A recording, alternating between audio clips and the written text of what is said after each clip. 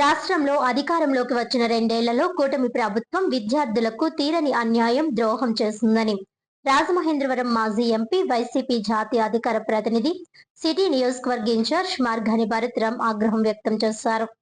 Fee reimbursement బకాయిలు చెల్లించకపోవడంతో విద్యార్థులను కళాశాలలు పరీక్షలు రాయనివ్వడం లేదని, దీనితో మనస్తాపానికి గురై విద్యార్థులు ఆత్మహత్యలు చేసుకుంటున్నారని ఆందోళన వ్యక్తం చేశారు. విద్యార్థుల ఆత్మహత్యకు ప్రభుత్వమే బాధ్యత వహించాలని, ఫీజు రియంబర్స్మెంట్ బకాయిలు వెంటనే చెల్లించాలని డిమాండ్ చేశారు. వైసీపీ అధ్యక్షులు, మాజీ ముఖ్యమంత్రి వైఎస్ జగన్మోహన్ రెడ్డి ఆదేశాల మేరకు జాతీయ అధికార ప్రతినిధి, రాజమండ్రి మాజీ ఎంపీ మార్గాని భరత్ రామ్ ఆధ్వర్యంలో డిఎస్సి స్కామ్ పైన సిబిఐ విచారణ జరపాలని, డిఎస్సి లీకేజీ అక్రమాలపై బాధ్యత వహిస్తూ లోకేష్ రాజీనామా చేయాలని, ఫీజు రియంబర్స్మెంట్ వెంటనే చెల్లించాలని, నిరుద్యోగ భృతి వెంటనే 3,000 ఇవ్వాలని, ముఖ్యంగా ఫ్లైఓవర్ సర్వీస్ రోడ్లను తక్షణమే వేయాలని శనివారం మోరంపూడి జంక్షన్ ఫ్లైఓవర్ వద్ద రిలే నిరాహార దీక్ష చేపట్టారు. ఈ దీక్షలకు బీసీ, జేఏసీ ఉభయ రాష్ట్రాల చైర్మన్ మార్గాని నాగేశ్వరరావు, మాజీ ఎమ్మెల్యే రుడా, మాజీ చైర్మన్ రౌతు సూర్యప్రకాష్ రావు, మాజీ ఎంపీ జీవి హర్షకుమార్ తనయుడు జీవి సుందర్ తదితరులు సంఘీభావం తెలిపారు. మార్గాని భరత్ మాట్లాడుతూ, ఏపీలో 1 కోటి మంది నిరుద్యోగులు ఉన్నారని, వారికి నెలకు 3,000 చొప్పున భృతి ఇస్తామని చంద్రబాబు ఎన్నికల్లో హామీ ఇచ్చారని, ఇప్పటి వరకు 2 ఏళ్లలో 72,000 కోట్లు జంజీలకు బకాయి పడ్డారని, వాటిని వెంటనే చెల్లించాలని డిమాండ్ చేశారు. డిఎస్సిలో జరిగిన అక్రమాలు బయటపడతాయని సిబిఐ విచారణ జరిపించడానికి ప్రభుత్వం వెనుకాడుతోందని ఆగ్రహం వ్యక్తం చేశారు. డిఎస్సి అక్రమాలపై బాధ్యత వహిస్తూ విద్యాశాఖ మంత్రి నారా లోకేష్ రాజీనామా చేసే వరకు వైసీపీ ఉద్యమం కొనసాగుతుందని స్పష్టం చేశారు.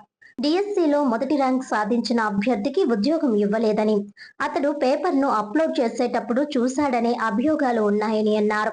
అతనొక్కడే చూశాడా, అందరికీ పంపాడా అన్నది కూడా విచారణలో నిగ్గు తేల్చాలని అన్నారు. మెడికో డాక్టర్ ప్రియాంకను అతి కిరాతకంగా కారుతో గుద్ది హత్య చేశారని, దీన్ని పోలీసులు 3 రోజుల పాటు వెలుగులోనికి రాకుండా నిందితులను అరెస్ట్ చేయకుండా నిర్లక్ష్యంగా వ్యవహరించారని ఆరోపించారు. వారిని కాపాడిన అదృశ్య వ్యక్తులు, దుష్ట శక్తులెవరో విచారణ చేయాలని డిమాండ్ చేశారు. అటెంప్ట్ టు మర్డర్ కేసుగా మార్చి సెక్షన్లు నమోదు చేసే వరకు వైసీపీ ఉద్యమం ఆగబోదని హెచ్చరించారు. ఎస్హెచ్ఓపై ఎవరు ఒత్తిడి చేశారు, ఎందుకు బలమైన సెక్షన్లు కట్టలేదో నిగ్గు తేల్చాలని అన్నారు. మోరంపూడి ఫ్లైఓవర్ ను తాను ఎంపీగా ఉన్న సమయంలో 2 ఏళ్లలో నిర్మాణం చేశామని, ఈ కూటమి ప్రభుత్వం అధికారంలోకి వచ్చి 2 ఏళ్లైనా ఇంతవరకు సర్వీస్ రోడ్లు వేయలేని దుర్మార్గపు ప్రభుత్వమని ఎద్దేవా చేశారు.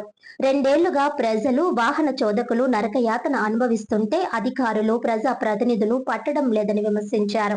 రౌతు సూర్యప్రకాష్ రావు మాట్లాడుతూ, నగరంలో శాంతి భద్రతలు దారుణంగా ఉన్నాయని ఆరోపించారు. ప్రతిరోజు నేరాలు, ఘోరాలు జరుగుతున్నా ఈ ప్రభుత్వానికి చీమ కుట్టినట్టు లేదన్నారు. గంజాయి, మాదక ద్రవ్యాల వలనే ఇలా నేరాలు జరుగుతున్నాయని, దీనికి నైతిక బాధ్యత వహిస్తూ హోంమంత్రి పదవి నుంచి తప్పుకోవాలని డిమాండ్ చేశారు. కూటమి ప్రభుత్వ పాలనపై త్వరలోనే చెంపపెట్టు లాంటి సమాధానాన్ని ఓట్ల రూపంలో చెప్పడం ఖాయమన్నారు. రాష్ట్రంలో విద్యార్థులకి ఈ కూటమి ప్రభుత్వం ఎంతో అన్యాయం చేస్తూ ఉన్నారు. ఇవాళ ఫీజు రియంబర్స్మెంట్ నిధులు విడుదల చేయాలి. నిన్నటికి నిన్న 17 సంవత్సరాల విద్యార్థి కాకినాడలో సూసైడ్ చేసుకున్నాడు, చైతన్య కాలేజ్ విద్యార్థి. అంటే ఫీజు డబ్బులు కట్టకపోతే కాలేజ్ యాజమాన్యము పరీక్షలు రాయనివ్వట్ల. 2 సంవత్సరాల కాలంలో ఈ కూటమి ప్రభుత్వం విద్యార్థులకు ఎంత అన్యాయం చేశారనేది అర్థమవుతా ఉంది. ఇమ్మీడియట్గా ఫీజు రియంబర్స్మెంట్ డబ్బులు విడుదల చేయాలి. తల్లిదండ్రులు అప్పులు చేసుకుని మరి కాలేజ్ ఫీజులు కడితే కానీ ఎగ్జామ్స్ రాయనివని పరిస్థితుల్లో ఉన్నారు. ఇది ఒక్కటే కాదు, ఇవాళ ఆంధ్రప్రదేశ్ రాష్ట్రంలో 1 కోటి మంది నిరుద్యోగులు ఉన్నారు. సంవత్సరానికి 36,000 కోట్ల రూపాయలు చంద్రబాబు నాయుడు జంజీస్కి బాకీ పడ్డాడు. 2 సంవత్సరాల్లో 72,000 కోట్ల రూపాయలు ఎప్పుడు ఇస్తామని నిరుద్యోగులు అడుగుతూ ఉన్నారు. మరి నీ ఇచ్చిన హామీని ఇమీడియట్గా నిలబెట్టుకోవాలని డిమాండ్ చేస్తున్నాం. 3వ అంశము, డిఎస్సి అక్రమాలు జరిగినాయి. ఇవాళ ఫస్ట్ ర్యాంక్ వచ్చిన వ్యక్తికి ఉద్యోగం ఎందుకు కల్పించలేదు? అతను కంప్యూటర్ ఆపరేటర్, అంటే పరీక్షా పత్రాలు అప్లోడ్ చేసినప్పుడు పూర్తిగా చూశాడని చెప్పి ఆరోపణలు ఉన్నాయి.